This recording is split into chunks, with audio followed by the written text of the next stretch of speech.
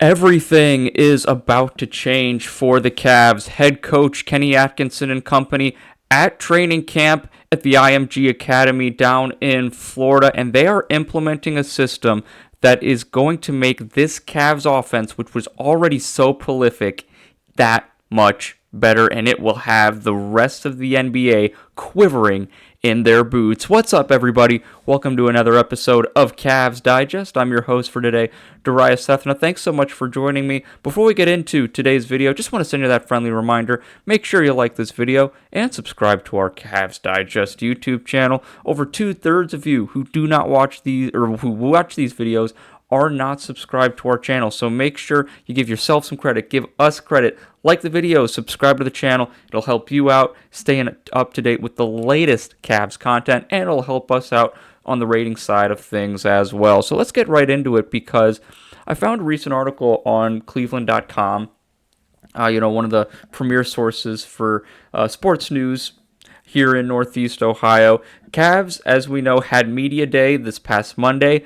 Then they flew down to Florida at the IMG Academy, where they are once again hosting their training camp. So a lot of Cavs affiliated media going down there as well. We're hearing a lot of daily interviews now with Kenny Atkinson, some players.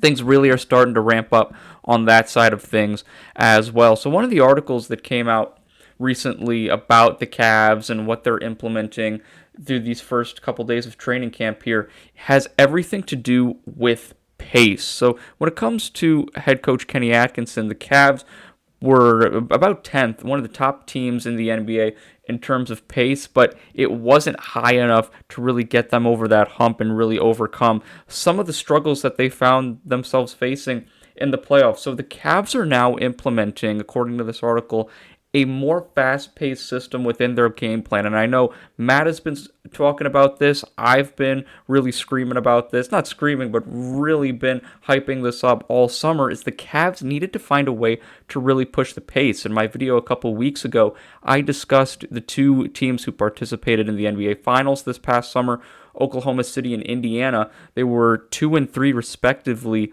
in the NBA playoffs, out of the NBA playoff teams in pace, right? Those are two teams who will run up and down the court all day long, and that's what I said the Cavs needed to implement within their system as well. And based on this article, it looks like that's exactly what they're doing. So this is certainly a sign of better things to come here for the Cavs at their training camp. They're already having this, they're using this system. They're already finding ways to kind of adapt the system within their own personnel, how it fits. Going into specifically more as to what this system is, what the Cavs are doing to kind of push this pace.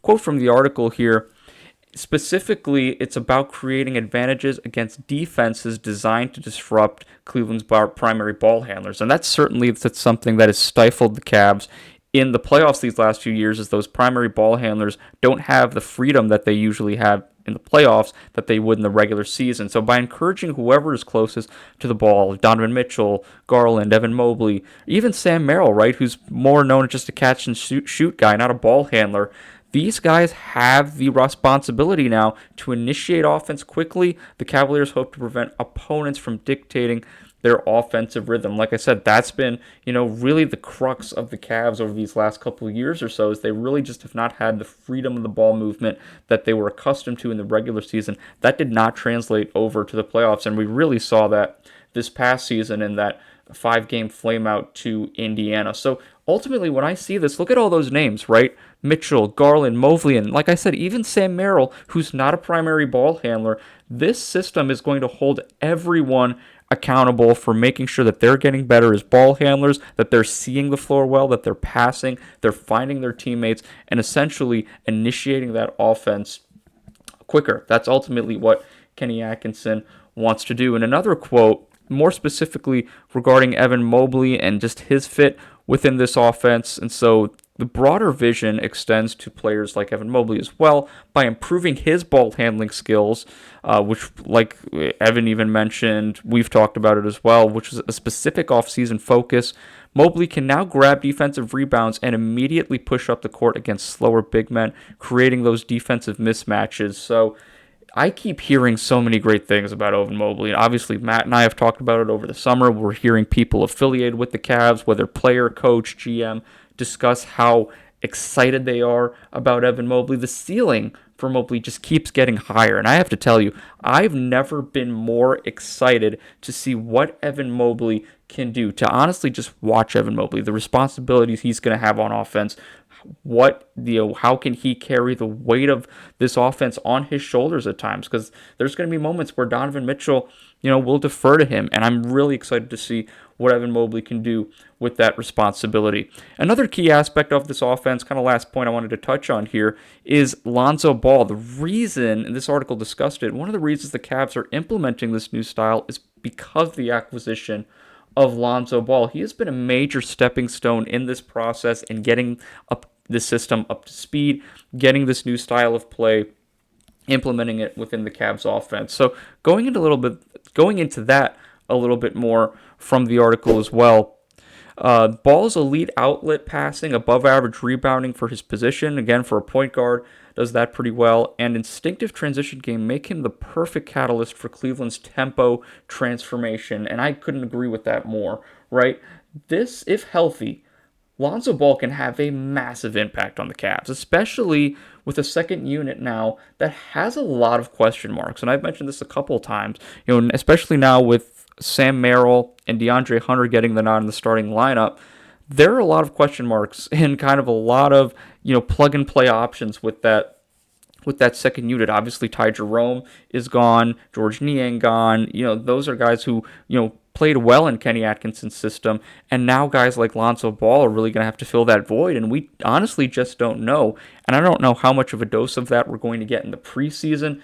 So a lot of question marks there, but if Lonzo Ball can stay healthy, I certainly think that will maybe answer some of the questions that we have regarding the Cavs' second unit. So at the end of the day, the message is clear.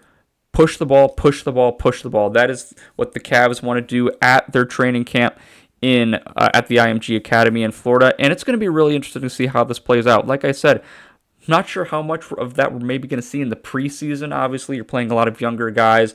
Star players aren't going to play that many minutes to begin with, let alone run all these, difficult or, kind of expanded concepts on the court. So I'm interested to see how this plays out in the regular season, especially with Mobley. I'm super excited to see his ceiling get even higher.